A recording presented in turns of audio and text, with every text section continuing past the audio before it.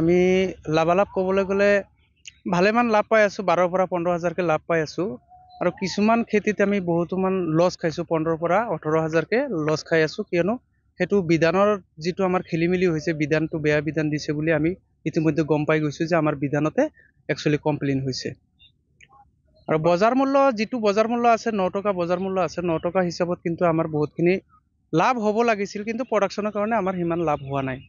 পূৰ্বৰ তুলনাত এইবাৰ বেছি পোৱা নাই, সিমান বেছি পোৱা নাই। যোৱাবাৰ আগৰবাৰ 12,000-1200কে বিক্ৰী কৰিছোঁ আমি কুইণ্টেলত। এইবাৰ কিন্তু 900কে বিক্ৰী কৰি আছোঁ। চৰকাৰক মই এটাই কথা অনুৰোধ জনাওঁ যে যিসকল দুষ্ট চক্ৰে আমাক বিধান দিছে, বিধানত যাতে তেনেকুৱা খেলি মেলি নহয়। আৰু যিটো খেলি মেলি কৰিছে সেইটোৰ কাৰণে চৰকাৰে এটা দৃষ্টিগোচৰ কৰিব লাগে।